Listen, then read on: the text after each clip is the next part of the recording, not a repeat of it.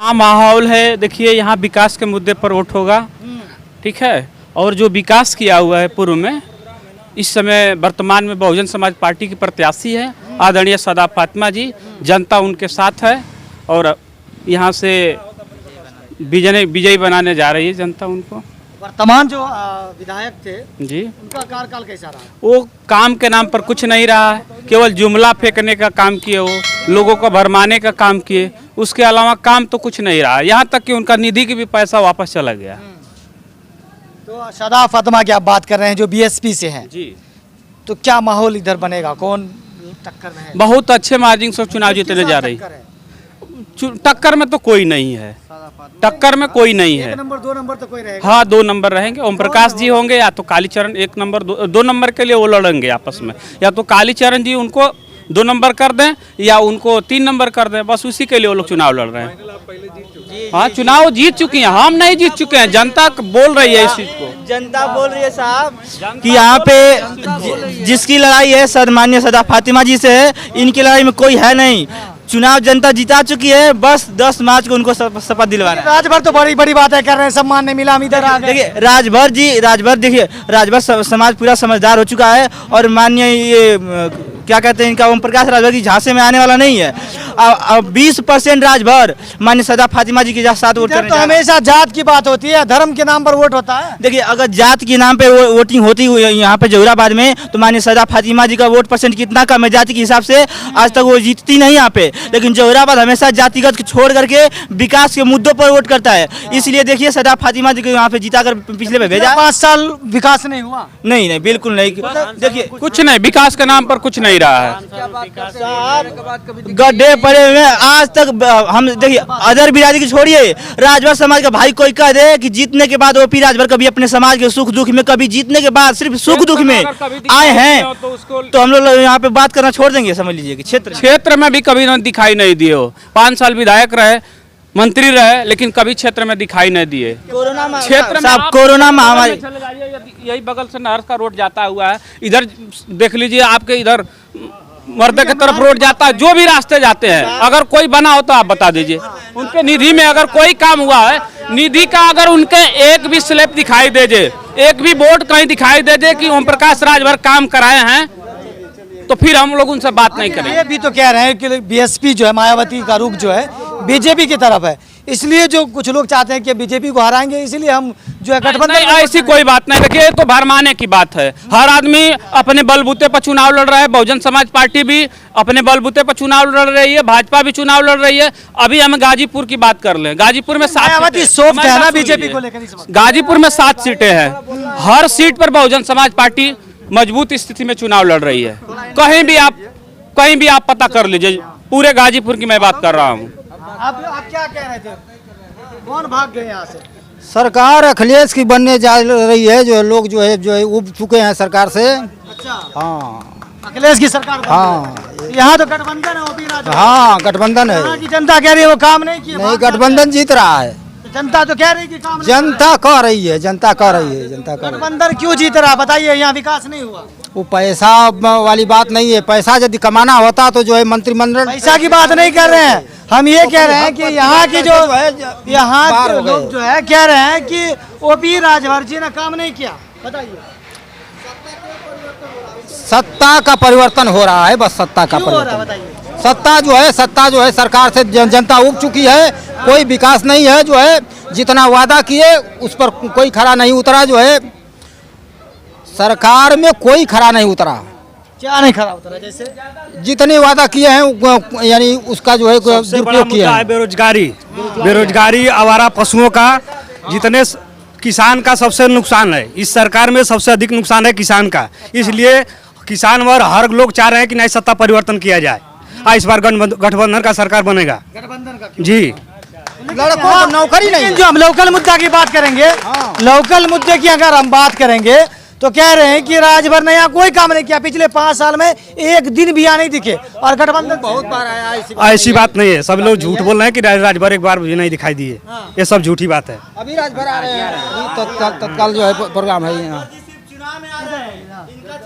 देखा नहीं है। राजभर जी आज मात्र भले ही कोई दिल से बता दे, यहीं पे गठबंधन वाले बता दे हमको, राजभर जी का चेहरा वहीं लोग सिर्फ चुनाव में देख रहे हैं। आइंदा ये बताइए, कोरोना महामारी में इतने से जूझ रहे थे हमारी जनता, कितने दिन जौहराबाद विधानसभा में अपनी जनता के बीच में आए? ऐसा हो ही नहीं सकता है। यहाँ से माने एक प्रत्याशी जीत रहे हैं, माने सदा फातिमा गठबंधन गया। क्या कह रहे हैं? सदा फातिमा जीत रही है। जीत रहे हैं। हाँ, राजभर जी बोल रहे हैं कि वो बहुत काम कर रहे हैं, बहुत वो सम्मान नहीं मिला बीजेपी में इसलिए आ गए इधर। हम नौजवान साथी हैं और वर्तमान में यहाँ से जिला पंचायत सदस्य हैं। बड़ा शर्म आती है कि ऐसा हमारा विधायक है। जो विधायक की निधि न खत्म हो, विकास की बात क्या कर सकता है? साफ साफ बात है। और सदा फातिमा इसलिए जीत रही हैं। हम जिस रोड पे खड़े हैं, इस रोड पे कभी धूल उड़ता था, यही सदा फातिमा जी कठवा मोड़ से सीधागर घाट तक चौड़ीकरण करवाई। यही इस क्षेत्र की जनता को जब बारिश होता था, जब इधर की तहसील मोहम्मदाबाद हुआ करती थी, लोगों को जाने में गड्ढा था तो लोगों को दिक्कत होती थी। जनता ने कहा कि रोड खराब है। माननीय फातिमा जी ने मऊ से बहादुरगंज जो वहाँ बॉर्डर है, वहाँ से ईसूपुर तक रोड बनवाई। लेकिन जनता ने फिर कहा, विधायक जी हम लोग को तहसील जाने में बारिश बुदनी में तमाम दिक्कतें आती है, तो उन्होंने जनता के क्षेत्र की जनता के लिए तहसील का स्थापना कासमाबाद कराई। लेकिन सरकार किसकी बन रही है? सरकार बहन कुमारी मायावती जी की बन रही है। पूर्ण बहुमत की सरकार बनेगी। हाँ, हम लोकसभा में लोग गठबंधन की बात कर रहे हैं। क्या बात कर रहे हैं ये? जब अखिलेश यादव कह रहे हैं कि हम 300 पार हैं, उधर योगी जी कह रहे हैं अरे वो 300 तो पार हैं। इससे पहले 400 पार थे। अखिलेश यादव जी के समर्थक कह रहे थे हम 400 पार है। तो आप कुछ कहना चाहेंगे? क्या कहेंगे? क्या माहौल है? आप बोलिए। बताइए क्या माहौल है? माहौल बहुत सुंदर चल रहा है। इसके लिए सुंदर है।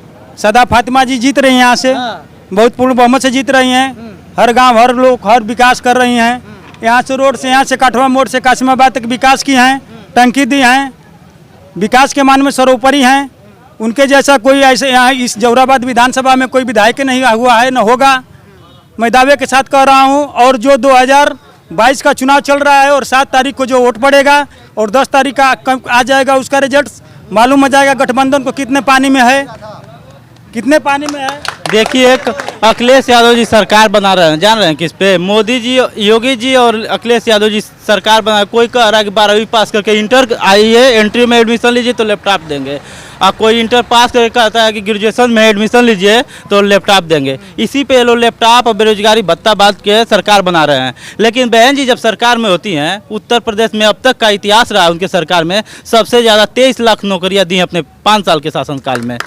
बहन जी जब शासन सत्ता में आई हैं, उन्होंने बीए और एमए करने के लिए नहीं कहा। उन्होंने कहा कच्चा पास करके आइए और मैं तुमको सरकारी नौकरी दूंगी। जो सफाई कर्मी, उनके सरकार में सुन लीजिए, उनके सरकार में सबसे ज़्यादा पुलिस की भर्ती हुई।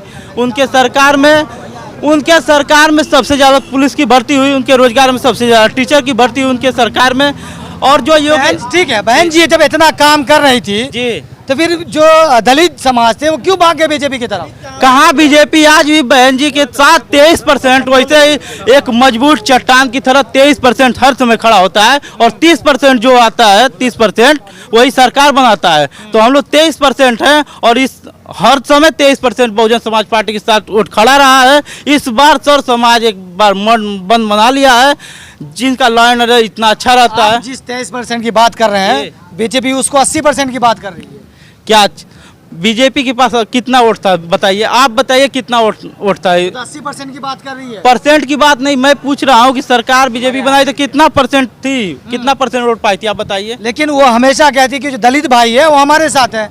कहने के लिए तो सब लोग कहने से होता है। वोट परसेंट देख लीजिए ना, जब बसपा का हुआ कभी 1% कम नहीं हुआ है बहुजन समाज पार्टी जब से बनी। देखिए, हम बाबा से बात करेंगे, पीछे बाबा भी हैं, क्योंकि सब राय जानना चाहेंगे। क्या कहेंगे जौहराबाद विधानसभा? फातिमा जी जीतेंगी, एकदम पक्का है। पक्का है। बहुजन समाज पार्टी जिंदाबाद। जिंदाबाद जिंदाबाद। हमें वोट करेंगे। अगर योगी सरकार अगर अच्छी काम की होती तो नौजवानों को नौकरी भी दी होती। योगी सरकार अगर अच्छी काम की होती, नौजवानों को नौकरी दी होती। कोरोना महामारी में कितने गरीब आदमी का जिसका खाने के लिए अन्न नहीं मिलता था, प्रवासी लोग आकर के अपने अपने घर में निवास कर रहे हैं। जोगी मोदी जी बोल रहे हैं कि हम दे रहे हैं नौकरी, नौकरी कितने लोगों को दिए हैं? 4.5 लाख को तो दिखावा है। कितने बंधु हैं जो महाविद्यालय में, इंटरमीडिएट में, पुलिस भर्ती हो, सफाई कर्मी हो, किस विभाग में वो निकाल कर दिए हैं सर? मैं आपसे ये पूछना चाहता हूँ। बीजेपी ये कहती है कि राष्ट्र के नाम पर देश हित के लिए कुछ चीजें बर्दाश्त करनी पड़ती है, तो कर लीजिए। अरे देश हित के लिए विकास करना उनके बस की बात नहीं है।